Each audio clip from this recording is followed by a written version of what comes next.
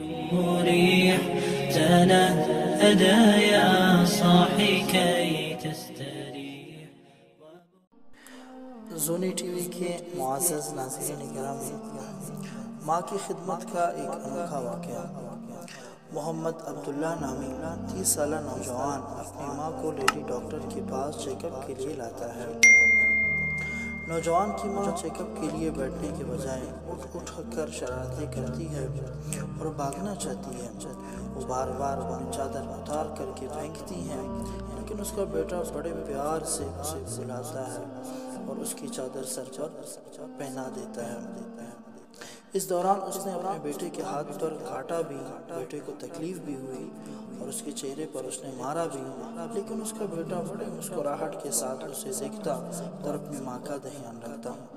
Doctor کو ماں کے مرض و تکلیف کے بارے میں بتاتا رہتا۔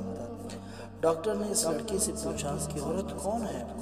تو اس نے جواب دیا کہ میری ماں ہے۔ تب ڈاکٹر نے اس سے پوچھا کہ اس کی یہ حالت کب سے ہے؟ لڑکی نے جواب دیا کہ اس کی ماں کو اس کے بچپن میں اس کے باپ نے چھوڑ دیا تھا، جس کی وجہ سے میری ماں ذہنی توازن کھو بیٹھی۔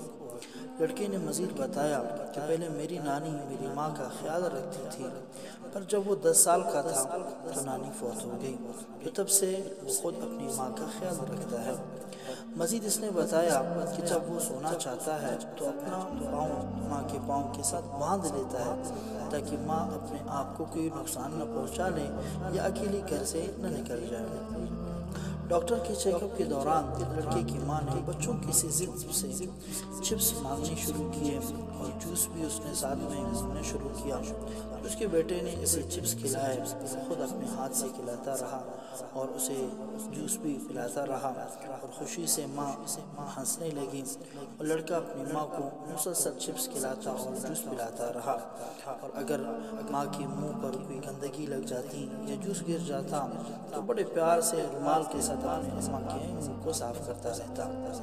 ڈاکٹر نے کہا کہ آپ کی ماں ہے لیکن آپ کو نہیں جانتی۔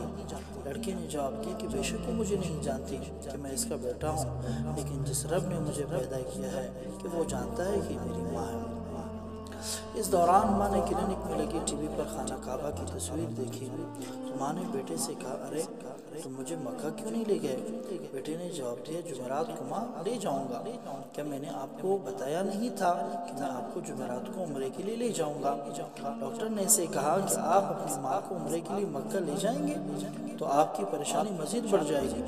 بیٹے نے کہا، جب بھی میری ماں عمرے کے لیے جانے کا کہتی ہے تو میں اسے مکہ مکرمہ لے جاتا ہوں، چاہے وہ کتنی بار جانا چاہے۔